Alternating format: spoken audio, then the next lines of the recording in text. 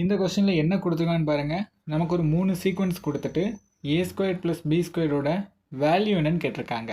First இதுக்கு பேசிக்கான ஒரு ஃபார்முலா தெரிஞ்சால் போதும். என்ன ஃபார்முலா அப்படின்னு பார்த்தீங்கன்னா a + b² இந்த ஃபார்முலா எல்லாருக்குமே தெரியும். எப்படி எழுதிப்பீங்க? a² + b² + 2ab எழுதிப்பீங்களா? ஓகே.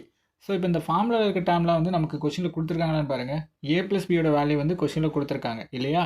கொடுத்துருக்காங்க. ஓகே. ஸோ ஆனால் ஏபியோட வேல்யூம் கொடுத்துருக்காங்க. ஆனால் 3abன்னு இருக்குது. ஸோ எனக்கு ஏபி மட்டும் தெரிஞ்சால் போதும். அதனால் அந்த 3 கொண்டு அந்த 36 அடிப்போம். அடித்தா எனக்கு 12ன்னு வரும். ஓகேவா? ஏபியோட வேல்யூம் தெரிஞ்சுட்டு. ஸோ எல்லா டைமையுமே இதில் சப்ஸ்டியூட் பண்ணுவோம். a + bக்கு பதிலாக 10 சப்ஸ்டியூட் பண்ணுறேன். சப்ஸ்டியூட் பண்ணால் என்ன வரும்? 10 ஸ்கொயர்னு வருமா? = a² + b² அப்படியே எழுதிப்போம். a² + b². 2abக்கு பதிலாக என்ன போடணும்? 12ன்னு போடுறேன். 2 × 12. ஓகே. இப்போ 10 ஸ்கொயர் பண்ணால் என்ன வரும்? 100ன்னு வருமா? அதை தான் கண்டுபிடிக்கணும். ஸோ a² + b² அப்படியே வச்சுக்கிறேன். ப்ளஸ் இந்த ரெண்டையும் பெருக்கினா 24ன்னு வரும். ஸோ அந்த +24 அந்த சைடு போகும்போது -24 போகும். அப்போ 100 - 24ன்னு வரும். இந்த சைடு a² + b² இருக்கும். ஸோ ரெண்டையும் கழிச்சு எனக்கு 76ன்னு வரும். அப்போ 76 அப்படிங்கிறத ஆன்சர். ஓகேவா? இந்த கொஸ்டின் நமக்கு ஒரு 5 நம்பர் கொடுத்துட்டு அந்த நம்பரோட இடைநிலை வேல்யூ கொடுத்துருக்காங்க 24ன்னு. எனில் எக்ஸின் மதிப்பு என்னன்னு கேட்டிருக்காங்க. ஃபஸ்ட்டு இடைநிலைனா என்னன்னு சொல்லிடுறேன். அதாவது சென்டரில் இருக்கக்கூடிய நம்பரை தான் இடைநிலைன்னு சொல்லுவோம். இப்போ இந்த டேர்மில் எது சென்டரில் இருக்குன்னு பாருங்கள். இது கார்னர், இது கார்னர், இதான் வந்து சென்டரில் இருக்குது. அப்போ 6x = 24. ஓகேவா? அப்போது x = என்னென்னு கண்டுபிடிச்சிடலாம்ல. இந்த 6ஆல் அந்த 24 அடித்தா என்ன வரும்? நமக்கு 4ன்னு வருமா? அப்போ x = 4ங்கிறத ஆன்சர். இந்த கொஸ்டினில் ஒரு இருசமபக்க சரிவக வடிவ மைதானம், அதாவது சரிவக ஷேப்பில் ஒரு மைதானம் இருக்குது. இதான் வந்து அந்த ஷேப் பார்த்துக்கோங்க. இந்த மைதானத்தில் இணைப்பக்கங்கள்னால் ஒரே மாதிரி இருக்கும். அதாவது இணையாக போகக்கூடிய பக்கங்கள். ஒன்று வந்து 42 மீட்டரா, இன்னொன்று வந்து 36 மீட்டரா. சரிங்களா? இப்படி இணையாக போகுது.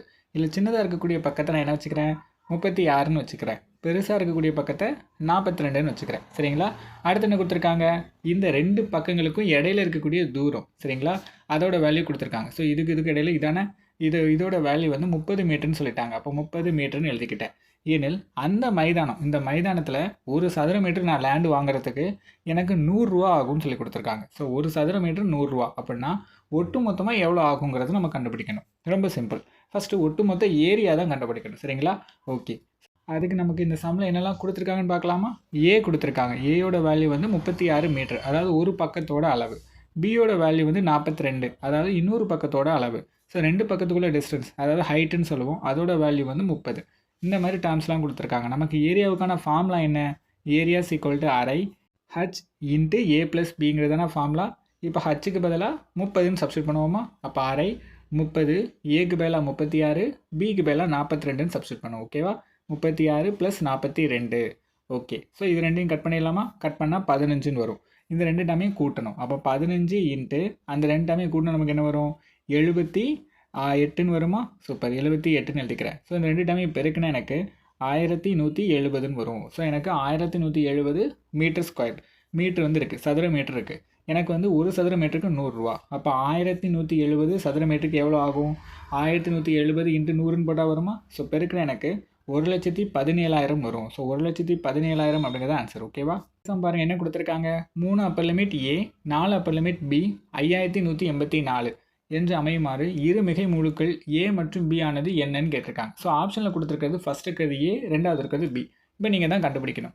ஒன்று நீங்கள் ஆப்ஷனில் இருக்கிற அந்த 4 வந்து டேரெக்டாக சப்ஸ்டியூட் பண்ணி கண்டுபிடிக்கலாம். அது ஒரு வேல்யூ. இல்லை திடீர்னு ஒரு வேளை பெரிய அமௌண்ட் கொடுத்துறாங்கன்னு வச்சுக்கோங்க. 20 ஏ அப்பர் லிமிட் ஏன்னா நீங்கள் அது பெருக்கிறது கொஞ்சம் கஷ்டம். அந்த மாதிரி டைமில் எப்படி கண்டுபிடிக்கணும்னு சொல்கிறேன். இப்போ 3, 4ன்னு இருக்குது. இந்த 3, 4 பெருக்கி வரக்கூடிய வேல்யூ தான் இந்த 5184.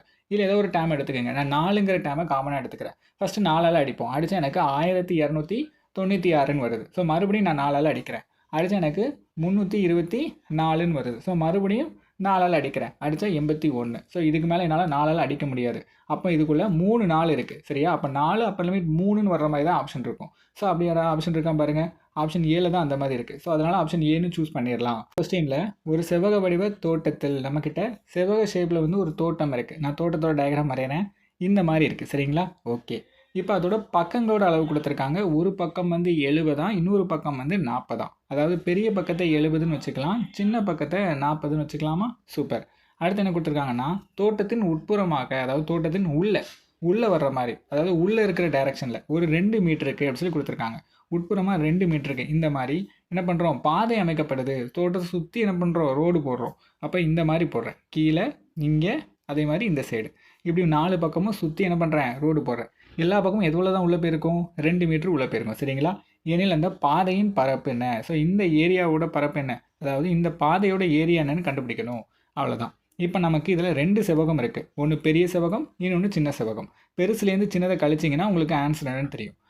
பெருசோட பக்கம் வந்து 70 40ன்னு கொடுத்துட்டாங்க, ஆனால் சின்னதோட பக்கம் கொடுக்கல. ஸோ நீங்கள் என்ன பண்ணணும், அதை கண்டுபிடிக்கணும்.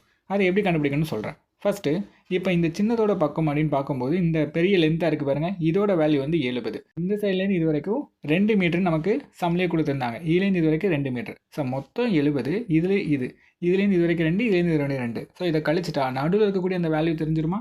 ஸோ அந்த 70லேருந்து இந்த 2 மொத்தம் 4 கழிக்கணும். 4 கழிச்சா 66ங்கிறது தான் ஒரு சைடு ஓட வேல்யூ. சரிங்களா? அப்போ இதோட ஹைட் அப்படின்னு பார்க்கும்போது இது மொத்தமாக 40, மேலே 2 கீழே 2. ஸோ ரெண்டையும் கழிச்சா நமக்கு 4 கழிக்க வேண்டியது இருக்கும்.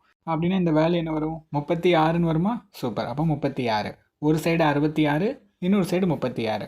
இப்போ நான் ஆல்ரெடி சொன்னேன், பெரிய செவ்வகத்தின் பரப்பளவிலிருந்து சின்ன செவ்வகத்தின் பரப்பளவை கழிச்சா நடுவில் இருக்கக்கூடிய அந்த பாதையோட அளவு தெரியும்னு. இப்போ நமக்கு செவ்வகத்தின் பரப்பளவுக்கான ஃபார்முலா என்ன, எல் இன்ட்டு பி. எல்லோட அந்த பெருசுக்கான வேல்யூ வந்து 70, பியோட வேல்யூ வந்து 40. அப்போ 70 × 40. அதே மாதிரி சின்னதுக்கு 66 × 36. ஸோ ரெண்டையும் கழிக்கணும். ஸோ ரெண்டையும் பெருக்கினா எனக்கு 2800ன்னு வரும். அது ரெண்டையும் பெருக்கினா எனக்கு என்ன வரும் அப்படின்னா 2376ன்னு வரும். ஸோ இந்த 2 டேமையும் கழிக்கணும். கழிச்சா 424ன்னு வரும். ஸோ இதான் ஆன்சர். ஓகேவா? ஸ்க்ரீனில் ஒரு இணைகரத்தின் அடிப்பக்கமானது அதன் உயரத்தை போல 3 மடங்குன்னு கொடுத்துருக்காங்க. அதாவது அடிப்பக்கம் அப்படிங்கிறது பேஸ்ன்னு சொல்லுவோம், உயரத்தை வந்து ஹைட்டும்போம். ஹைட்டுங்கிறது வந்து 3 மடங்கு. அப்போ 3h = bன்னு எழுதிக்கலாமா? ஸோ அதான் கொடுத்துருக்காங்க. இதை தவிர்த்து பரப்பளவோட வேல்யூ கொடுத்துருக்காங்க. ஸோ ஏரியா = 243 சதுர சென்டிமீட்டர். அடிப்பக்கம் மற்றும் உயரத்தின் அளவு, அதாவது பேஸ் மற்றும் ஹைட்டோட வேல்யூ என்னன்னு கண்டுபிடிக்கணும். இணைகரத்தின் பரப்பளவுக்கான ஃபார்முலா என்ன அப்படின்னா b × h. ஸோ பரப்பளவோட வேல்யூ கொடுத்துட்டாங்க, அதனால் c = 243. இப்போ இந்த பிக்கு பதிலாக அந்த 3h அப்படிங்கிறத சப்ஸ்டிட் பண்ணோம். பிக்கு பதிலாக 3hன்னு போட்டுக்கிட்டேன், மற்றதெல்லாம் அப்படியே எழுதிப்போம். ஸோ இந்த 3ஐயும் இதையும் கட் பண்ணால் எனக்கு 81ன்னு வரும். அப்போ h² வேல்யூ என்ன அப்படின்னா 81. அப்போ ஹச்சோட வேல்யூ என்ன அப்படின்னா ரூட் எடுக்கணும், 9ன்னு வரும். ஸோ இப்போ இந்த 9 கொண்டு போய் அந்த பி டேமில் சப்ஸ்டிட் பண்ணுங்கள். அப்போ 9 × 3 பியோட வேல்யூ கிடச்சிடும், 27ன்னு வரும். ஸோ இதான் ஆன்சர். ஓகே, கொஸ்டின் பாருங்கள், ரொம்ப சிம்பிள். இப்போ முக்கோணத்தின் பக்க அளவுகள், அதாவது முக்கோணத்தோட பக்க அளவு கொடுத்துருக்காங்க. 3 இருக்கும், ஏபிசின்னு இருக்குமா, 3 பக்கம் இருக்கும். அந்த 3 பக்கத்தோட அளவு கொடுத்துருக்காங்க. ஸோ இதில் வந்து பொருந்தாதது எது, அதாவது எந்த பக்களவு இருந்தால் ஒரு முக்கோணத்தை உருவாக்க முடியாது அப்படிங்கிறத நம்ம கண்டுபிடிக்கணும். ரொம்ப சிம்பிள். ஃபஸ்ட்டு ஒரு முக்கோணத்துக்குன்னு ஒரு கான்செப்ட் இருக்குது. இப்போ இந்த முதல்ல இருக்கா ஏ, அடுத்து இன்னொன்று பி இருக்குது. ஸோ இந்த ரெண்டையும் கூட்டி வர்ற வேல்யூ சின்னு 3வது ஒரு பக்கம் இருக்கா, அதை விட பெருசாக இருக்கணும். அதாவது 2 டைமை கூட்டி வர்ற வேல்யூ 3வது பக்கத்தை விட பெருசாக இருக்கணும். பெருசாக இருந்தால் தான் அது ஒரு முக்கோணத்தை அமைக்கும். அப்படி அமைச்சா மட்டும்தான். இதே மாதிரி நீங்கள் எந்த 2 பக்கத்தை பெருக்கினாலும் அது 3வது நீங்கள் பேலன்ஸ் விட்டுருப்பீங்கள்ல, அந்த பக்கத்தோட பெருசாக தான் இருக்கணும். ஸோ புரிஞ்சிருக்கும்னு நினைக்கிறேன். இப்போ முதல் ஆப்ஷன் எடுத்துக்கிறேன். முதல் ஆப்ஷனில் என்ன இருக்குது, 7, 10, 5ன்னு இருக்குது. நான் முதல் 2 இதை பெருக்கினா நமக்கு 17ன்னு வரும். இது 3வது இருக்கக்கூடிய 5ஐ விட பெருசு தானே, அப்போ ஓகே. ஸோ அடுத்து இந்த 2 பெருக்கினா 15ன்னு வரும். இது 7ஐ விட பெருசு தான். அடுத்து இதையும் பெருக்கினா என்ன வரும், நமக்கு 13ன்னு வரும். இது நடுவில் இருக்கக்கூடிய 10ஐ விட பெருசு. அப்போ இது கண்டிப்பாக ஒரு முக்கோணத்தை அமைக்கும். இப்போ இதில் பாருங்களேன், 3மே 7. நமக்கே தெரியும் சமபக்க முக்கோணம்னு ஒரு முக்கோணமே உண்டு. அப்போது இதுவும் ஒரு முக்கோணத்தை ஃபார்ம் பண்ணும். ஸோ அதே ரீசனில் இதை பாருங்கள், 9ஐயும் 3ஐயும் நான் பெருக்கிறேன், எனக்கு என்ன வரும், 12ன்னு வரும். ஸோ அது 4ஐ விட பெருசாக இருக்குது. அப்போ வாய்ப்பு இருக்குது. 3ஐயும் 4ஐயும் கூட்டினா எனக்கு என்ன வரும் அப்படின்னு பார்த்தீங்கன்னா 7ன்னு வருமா. ஸோ 7 வந்து 9ஐ விட சின்னதாக தான் இருக்குது. அப்போ என்ன ஆகாது, இது வந்து ஒரு முக்கோணத்தை ஃபார்ம் பண்ணாது. ஸோ இதான் ஆன்சர். ஓகேவா? ஸோ இப்படி தான் என்ன பண்ணோம் இந்த கொஸ்டினில் 10வது மற்றும் 9வது எண்களின் வித்தியாசம், பிப்னோசி எண்களின் வித்தியாசம். ஃபஸ்ட் இந்த பிப்னோசினா என்னன்னு தெரிஞ்சுக்கணும். தெரிஞ்சால் தான் இந்த சம் சால்வ் பண்ண முடியும். பிப்னோசி அப்படிங்கிறது வேறு ஒன்றும் கிடையாது. நான் முதல் 2 நம்பர் மட்டும் எழுதிக்கிறேன். ஃபஸ்ட் நம்பர் 0வாக இருக்கும், அடுத்த நம்பர் 1ஆக இருக்கும். இப்போ இந்த 1ஐயும் அதுக்கு முன்னாடி இருக்கக்கூடிய 0வையும் கூட்டணும். கூட்டி 3வது நம்பராக எழுதணும். அதே மாதிரி இந்த 1ஐயும் கூட்டி 2. ஸோ 2ஐயும் கூட்டி 3 எழுதியிருக்கேன்னா 3ஐயும் 2ஐயும் கூட்டி 5, 5ஐயும் 3ஐயும் கூட்டி 8. ஸோ இந்த மாதிரி தான் அதுக்கு முன்னாடி இருக்க நம்பரோட கூட்டணும். ஸோ 2ஐயும் கூட்டினா 13. அடுத்து 13ஐயும் 8ஐயும் கூட்டினா 21. 21ஐயும் 13ஐயும் கூட்டினா 34. இப்போ பாருங்கள் 10 நம்பர் வந்துருச்சா, கவுண்டில் 10 நம்பர் வந்துருச்சு. சூப்பர். நமக்கு 10வது நம்பர் தான் கேட்டிருக்காங்க. 10வது நம்பர் 34, 9வது நம்பர் 21. ஸோ ரெண்டையும் கழிச்சா எனக்கு என்ன வரும் அப்படிங்கிறது தான் கொஸ்டின். வித்தியாசம் தான் கேட்டிருக்காங்க. கழிச்சா 13ன்னு வரும். ஸோ 13 அப்படிங்கிறத ஆன்சர். இந்த கொஸ்டினை பொறுத்த வரைக்கும் 12 சென்டிமீட்டர் ஆரமுள்ள வட்டத்தின் நமக்கு ஒரு வட்டம் இருக்குது, அதோட ஆரம் கொடுத்துருக்காங்க. ஆரம்ங்கிறது சென்டர்லேருந்து இந்த பாயிண்ட் வரைக்கும் உள்ளக்கூடிய டிஸ்டன்ஸை தான் ஆரம் சொல்லுவோம். அதோட வேல்யூ 12 சென்டிமீட்டர். ஸோ அதே வட்டத்தோட மையத்துலேருந்து 3√7 மீட்டர் டிஸ்டன்ஸில், இந்த இவ்வளோ டிஸ்டன்ஸ் வச்சுக்கலாம், என்ன பண்ணுறாங்கன்னா ஒரு நான் ஒன்று வரைகிறாங்க. ஸோ இந்த நானோட நீளம் என்னன்னு கேட்டிருக்காங்க. அதாவது இந்த கீழே நம்ம புதுசாக வரைஞ்ச பாருங்கள், அந்த கோட்டோட ஹைட் என்னன்னு கேட்டிருக்காங்க. ஸோ அதுக்கும் சென்டருக்குள்ள டிஸ்டன்ஸும் கொடுத்துட்டாங்க. இப்போ நான் இது எல்லாத்தையும் ஜாயின் பண்ணி ஒரு முக்கோணம் மாதிரி இதை வரைகிறேன். ஸோ இந்த மாதிரி வரைகிறேன். ஓகேவா? ஓகே. இப்போ சென்டர் பாயிண்ட்லேருந்து இந்த கார்னர் வரைக்கும் நம்ம எந்த லைன் வரைஞ்சாலுமே அது என்னது தான்? ஆரம் தான். ஸோ இதோட வேல்யூ கண்டிப்பாக என்னதாக தான் இருக்கும்? 12ஆக தான் இருக்கும். இப்போ நான் என்ன பண்ண போகிறேன், இந்த முக்கோணத்தை மட்டும் வெளியில் எடுத்து எழுதிக்கிறேன். ஏன்னா அப்போ தான் நமக்கு பார்க்க கொஞ்சம் நல்லா புரியும். ஸோ இது வந்து சென்டரோட வேல்யூ வந்து 3√7. இதுலேருந்து இது வரைக்கும் உள்ள வேல்யூ 12. ஸோ இதோட அளவு தான் கண்டுபிடிக்கணும். இது எக்ஸ்ன்னு வச்சுக்கிறேன். ஓகே. இப்போ நமக்கு கர்ணத்துக்குன்னு ஒரு ஃபார்முலா தெரியும். என்னது? கர்ணம் ஸ்கொயர்ட் ஈக்குவல் டு எதிர்பக்கம் ஸ்கொயர்ட் ப்ளஸ் அடுத்துள்ள பக்கம் ஸ்கொயர்ட் இல்லையா? அப்போ கர்ணம்ங்கிறது 12.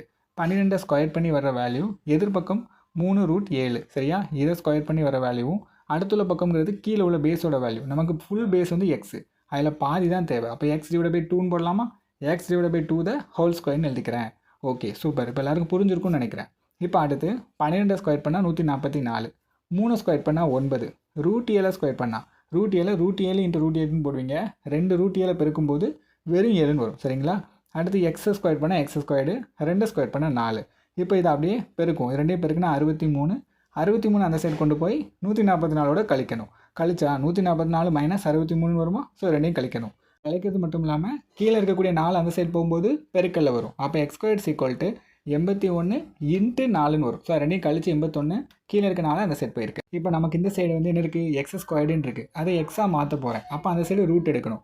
81 ரூட் எடுத்தால் 9ன்னு வரும், 4 ரூட் எடுத்தால் 2ன்னு வரும். ஸோ 2 பெருக்கிறேன். எக்ஸோட வேல்யூ 18ன்னு வரும். ஸோ 18 அப்படிங்கிறத ஆன்சர். ஓகேவா? இப்போ இந்த கொஷின் பாருங்கள். ஒரு எண்ணின் x% இருந்து, அந்த எண் என்னன்னு தெரியாது, அதை ஏன்னு வச்சுப்போம். ஏயோட x% இருந்து, அப்போ x% அப்படிங்கிறதுனால x/100 போடணும். ஏயோடது அப்படின்னால இன்ட்டு போட்டுக்கிறேன். அப்போ a × x/100. இந்த பர்சன்டேஜ்லேருந்து நான் எக்ஸை கழிக்கிறேன். அதனால் -xன்னு போட்டுக்கிட்டேன். கழித்தால் எனக்கு என்ன கிடைக்குதா? எக்ஸ் தான் கிடைக்குது. அப்போ = xன்னு போட்டுக்கணும். ஓகேவா? எனில் ஏயோட வேல்யூ என்னன்னு கண்டுபிடிக்கணும். ஃபஸ்ட்டு இந்த -xஐ அந்த சைடு கொண்டு போயிடுவோம். கொண்டு போனால் என்ன வரும்? +xன்னு வருமா? அப்போ +xனா எக்ஸோட எக்ஸை கூட்டினா 2xன்னு வரும். சூப்பர். இப்போ இந்த எக்ஸும் கட் ஆயிரும். இந்த 100 அந்த சைடு கொண்டு போனால் a = 200ன்னு வரும். ஸோ 200 அப்படிங்கிறத ஆன்சர். ஓகேவா?